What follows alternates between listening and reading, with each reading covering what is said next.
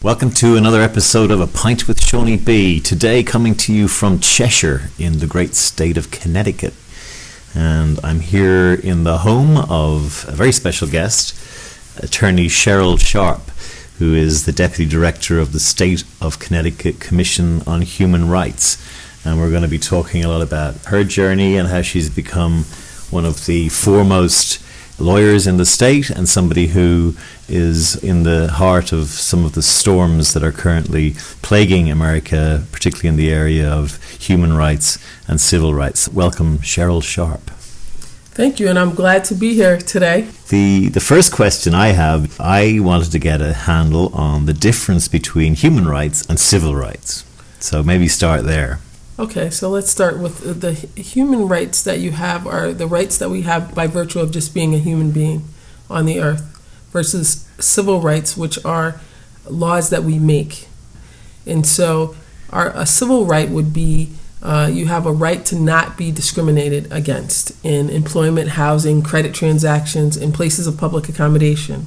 A human right would be you have the right to life, liberty, and the pursuit of happiness, right, by virtue of being a human being on this earth. So shelter, food. Yes. Tell me about what exactly you do day to day. Okay, so every day is different. As an attorney, I prosecute claims of discrimination in the Superior Court and the Connecticut Supreme Court.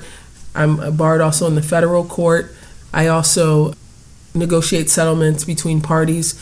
One party claims that they were the victim of illegal discrimination. The other party who's being sued claims most of the time that they did nothing wrong. Right. Although I had a really interesting case where I received a verified answer. The answer said admit to all of this discrimination in the use of the racial slur, the N-word. And so I was shocked. I was like, wow, this employer has totally admitted to repeatedly using the N-word, and his justification was that, well, people of color use the word, so why can't he use the word, right, in reference to his employee.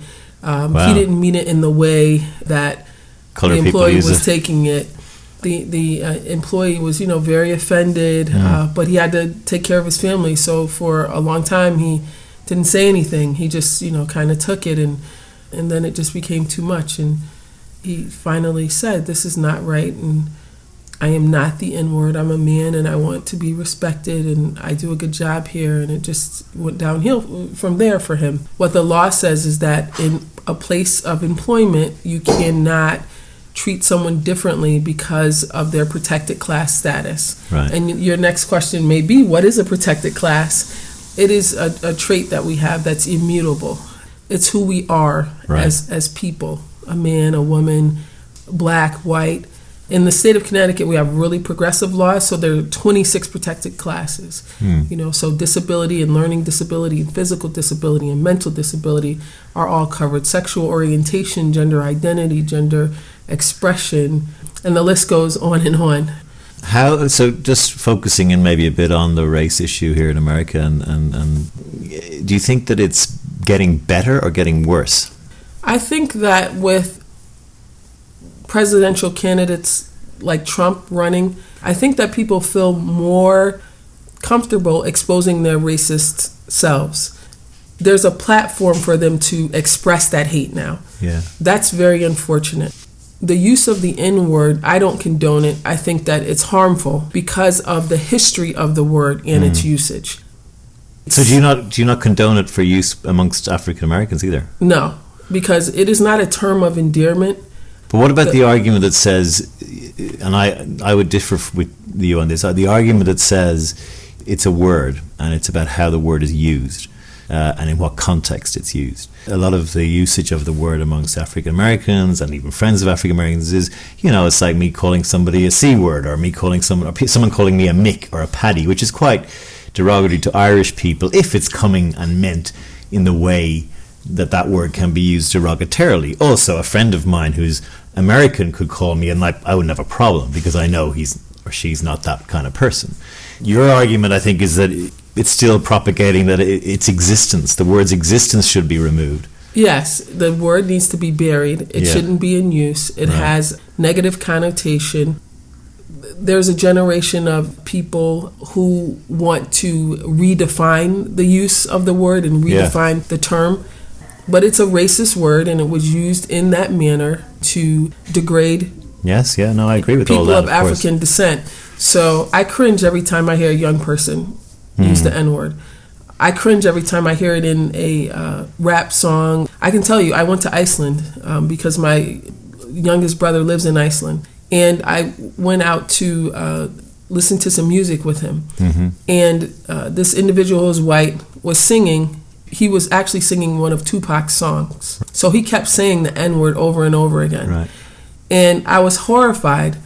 And I had a discussion with my brother afterwards. And he was telling me, he's like, that N-word doesn't mean the same thing in this country because they don't have that history of slavery. And the way that the word is being used just to sing Tupac's song because Tupac said it, they think that that's okay here.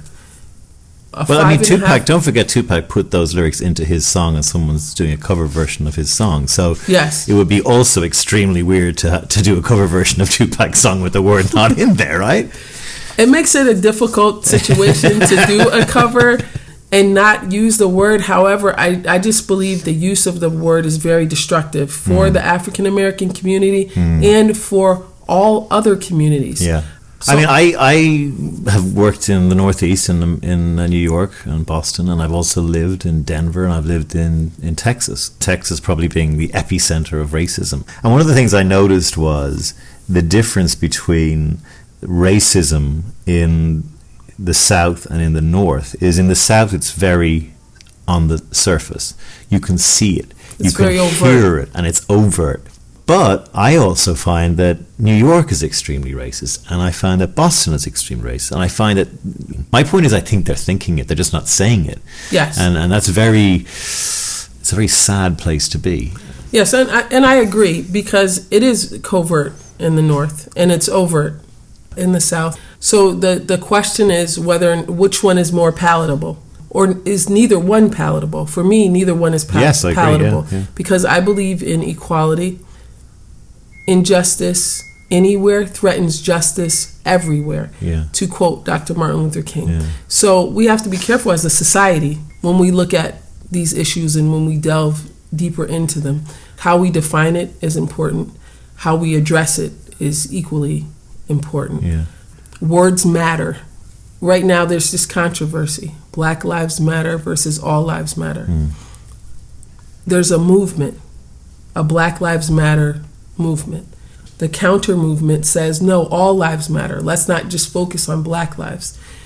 And I think when people say Black Lives Matter, that they're not saying that all lives have no value. They're saying right now we need to focus on Black lives because they're being taken at an alarming rate. Yeah, there's something sinister with the all lives matter angle. Yeah, we know all lives matter, but right now the problem is in this area, so let's kind of focus here. And by the way, if we fix this, probably the other one will fix as well. It's like a Venn diagram, you know.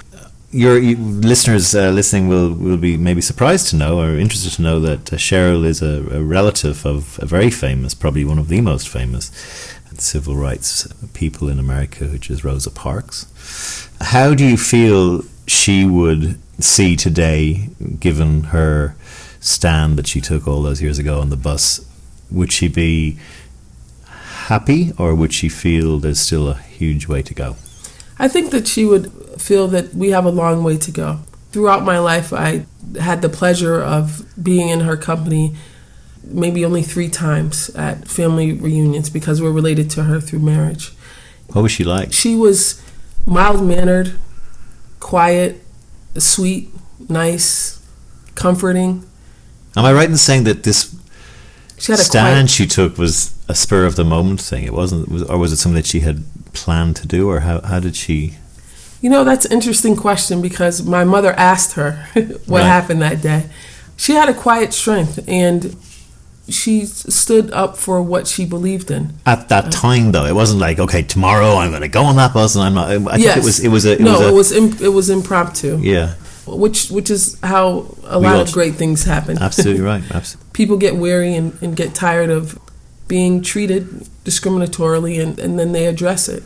It's been an interesting journey for me because I haven't reached the pinnacle of my career yet because I want to have that type of impact on the civil rights community and on the state of Connecticut and potentially on the nation. What about the cop thing? This cop thing that's happening, this kind of clear murder by police officers. You know, people say, oh yeah, well, the police officers are jumpy and, you know, black people have guns and they never know if they're going to get shot themselves. And hey, look, another police officer got shot and it was a black guy who shot him. Tell me how you view all of that stuff, because that's something that's really erupted in the last 2 years. I sit on the racial profiling working group for the state of Connecticut.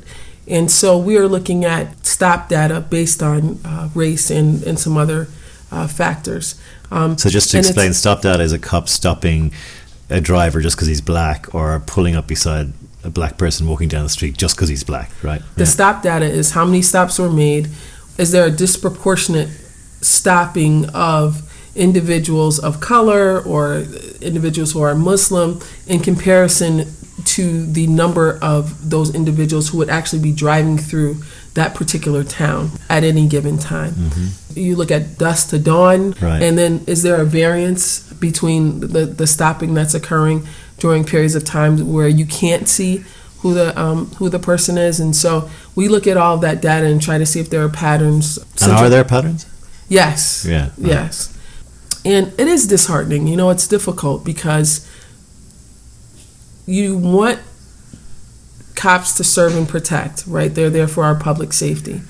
But they have guns. And if you're a motorist and you get pulled over, there's an imbalance of power, because if you don't have a gun and if you're not doing anything wrong and you're just a citizen, then it can be frightening.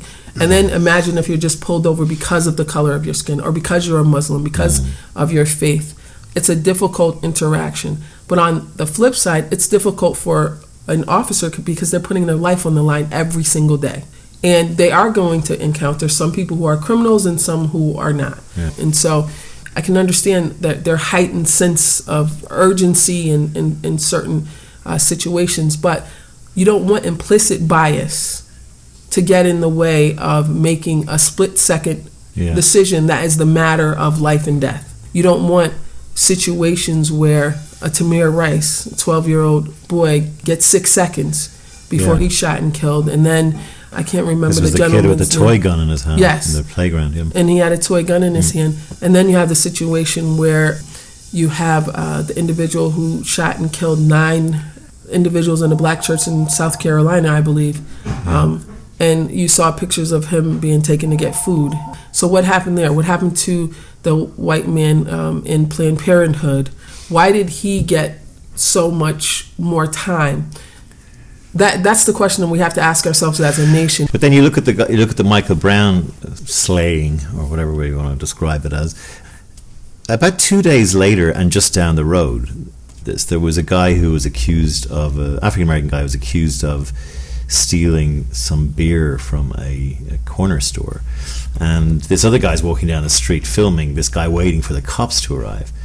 And it's all caught on camera, and you know, they're all waiting around, and the cop car pulls up, and the official thing was he came at them with a knife, but you can see he didn't have a knife. However, he did say, shoot me. You know, he had his arms in the air, he was going, come on, shoot me, because he was annoyed and his blood was boiling. He was a crazy guy. There was no doubt there was something wrong there. But I was talking with some of my Irish friends about this. If 2 Irish cops arrive in a cop car, they don't have a gun, right? And they have to deal with crazy people shouting at the traffic, as we call it back home. And this guy, I think from the moment the car braked to him being dead was something like 34 seconds. And there were 7 bullets put in him. And it was all caught on camera by a bystander. The point is, to me, that just shows a complete lack of judgment in terms of saying, well, you know, we're going to meet crazy. Now, you know, the cops might say, well, most of those guys who are robbing stores have a gun, and so we pull up and we see this crazy guy coming at us. I mean, they shot him from 20 feet away, more maybe. He was walking towards them. They did tell him to stop. He did say, shoot me. I thought that was going to spark the whole thing off, because here we now had visual evidence of this happening. Right.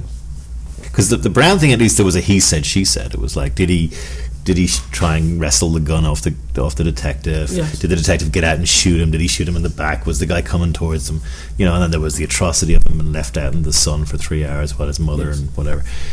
What do you think about that? I think when a child dies, a controversy is going to be sparked. Yeah. When a child dies at the hands of the police, Yeah. eyebrows are raised. You have parents who are distraught and devastated. People's maternal and paternal instincts kick in. When you talk about a Trayvon Martin or you talk about a Michael Brown, those were children that had their lives snuffed out, never got to realize their potential, never got to Do you think see another day. How much of this might be because everybody walking around today has got a video camera in their pocket? I think that has changed our awareness of what's going on. I don't think that this is new. You hope that racism isn't instinctual, especially for those who have to make split-second decisions that are life and death, which is what police officers have to do. They have to But make I think it is. split-second decisions. I think it is because the cops will shoot a black person before they shoot a white person. That's instinctive. I mean, they will instinctively pull that trigger faster if there's a black person in front than if there's a white person. There's no doubt about that, right? So we have to then address implicit bias, and we have to look at fair and impartial policing, because if you instinctually fear an individual before they do anything, and then you have this fear of a black person, and then you encounter a black person in a difficult situation, let's say that they have mental health issues or they're a kid and they're just being, aggressive like sometimes children are. No one expects their child to get into an argument with a cop and then be shot and killed. I mean, where do you stand as a an attorney on this whole gun thing? We have to have gun control. People need to look at the Constitution and the Second Amendment and look at it in a historical context. It does say that we have the right to bear arms.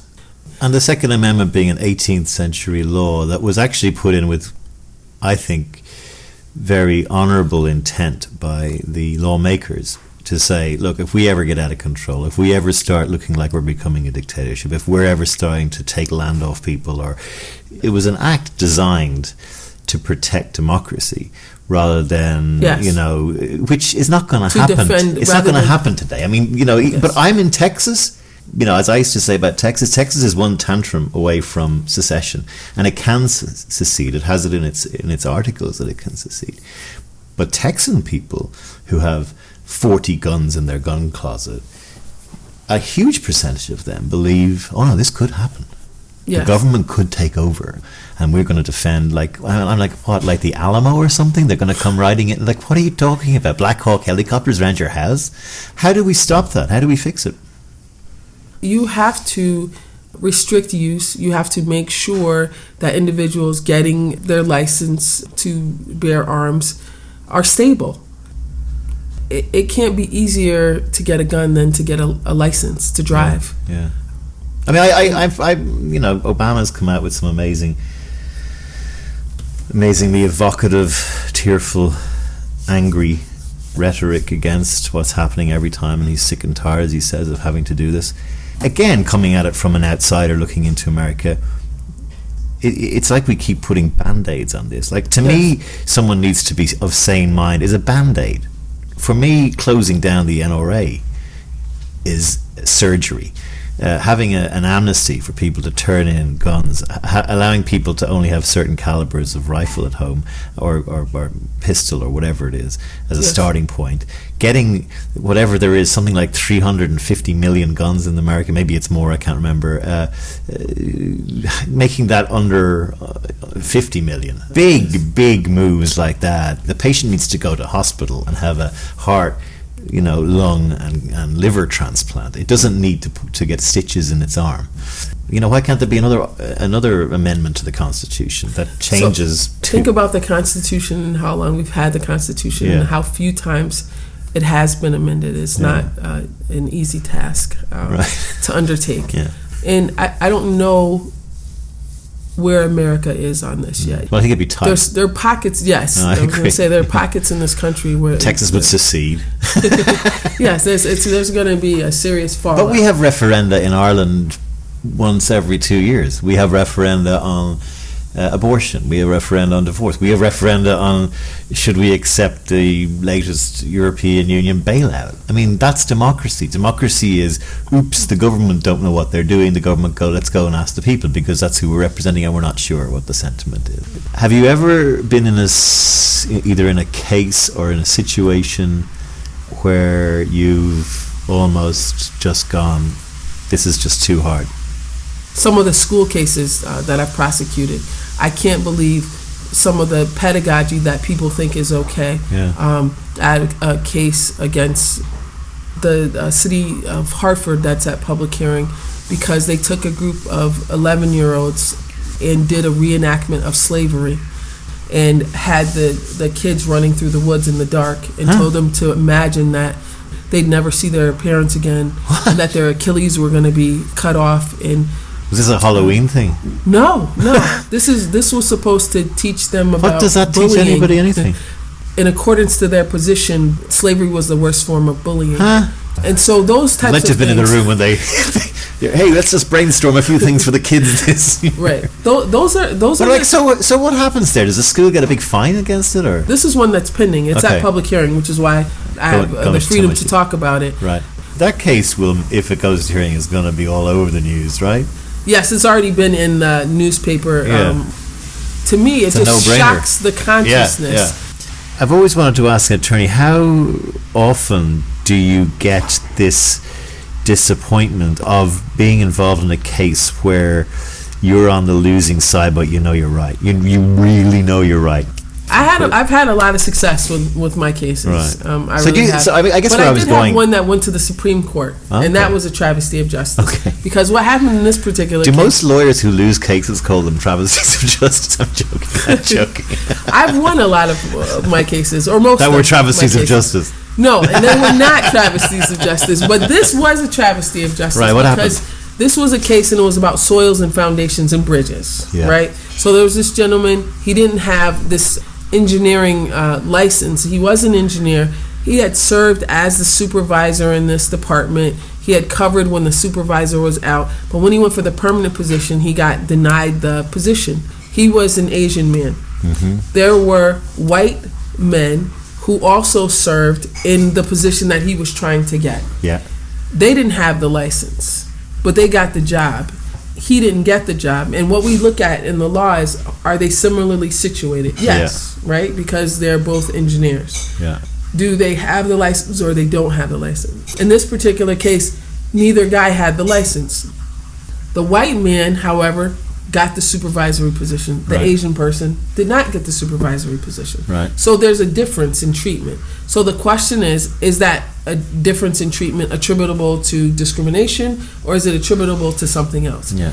If you, on the one hand, say that you need the license, and bridges will crash to the ground if you don't have this license because you won't deal with the soil right, and you won't know if the soil can hold the bridge up, and Yeah, but they Asian, neither then have the you need license. What happens if the license Asian you're- guy's got Tourette's, or he shouts his head off and the other guy doesn't? I mean, you've got to come up with a reason to hire them.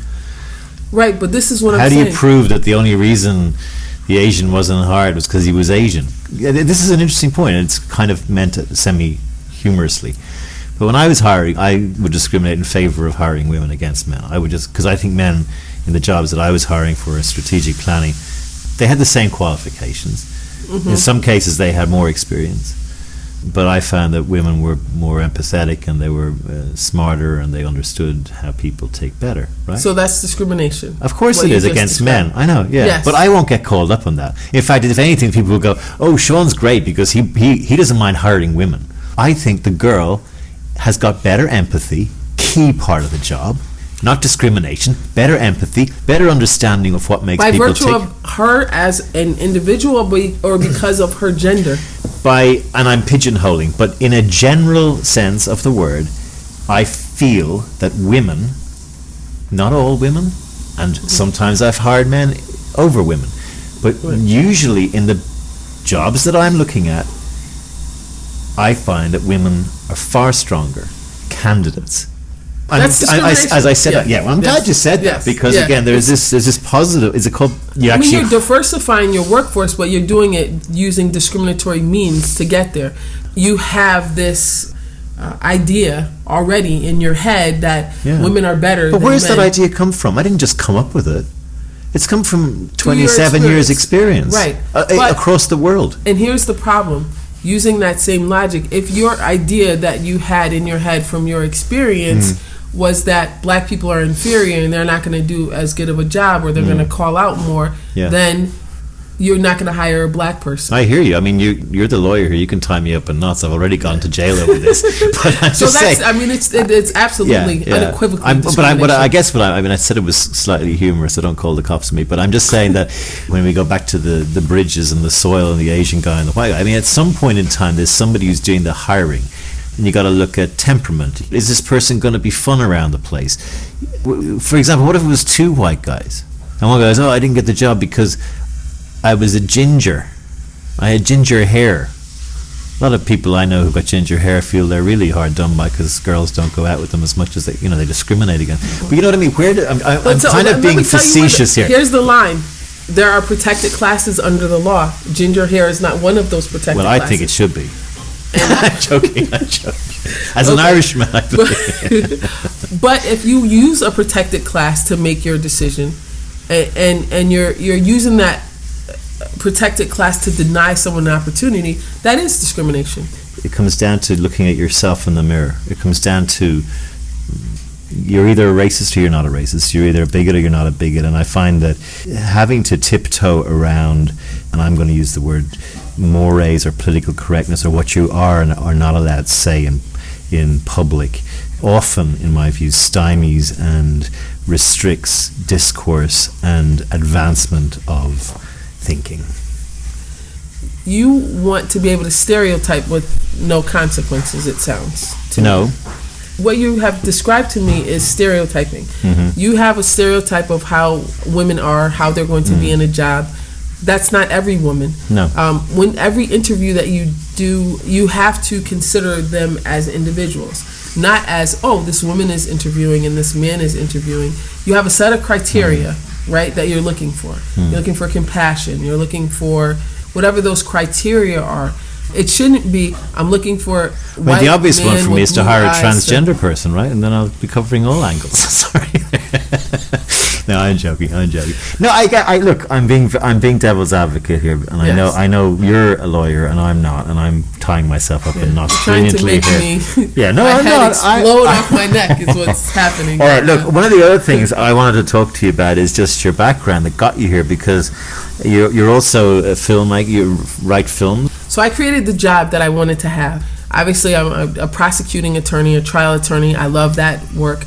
But in college, I majored in history and theater. So wait, did you do a law degree then after that, was it? Yes, then I went to law school and business school after that. So why did you do theater and history?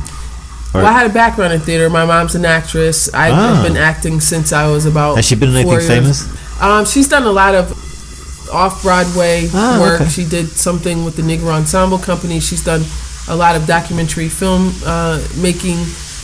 And I needed to marry the creative arts with social justice. That's a tricky one, folks. And so initially in my career, I was doing... So did you actually, when you got into law, you had that ambition? You said, I need to also have an avenue for my creative... Oh, definitely. Right. You have choices in life. You have different paths you can take. Artists sometimes struggle until they make it financially. And I didn't feel like I could struggle financially.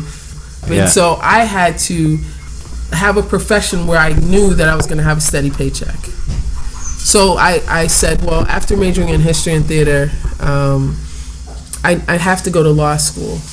I was interested in civil rights. I was interested in social justice. I always have been.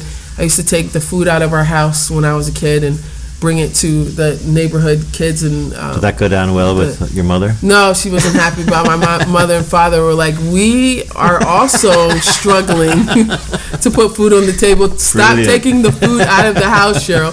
But when I saw people in need, I just felt like, there was something that I could do, even if it was to take the food out of our house. So, fast forward to, again, I majored in history and theater. Then I went to law school.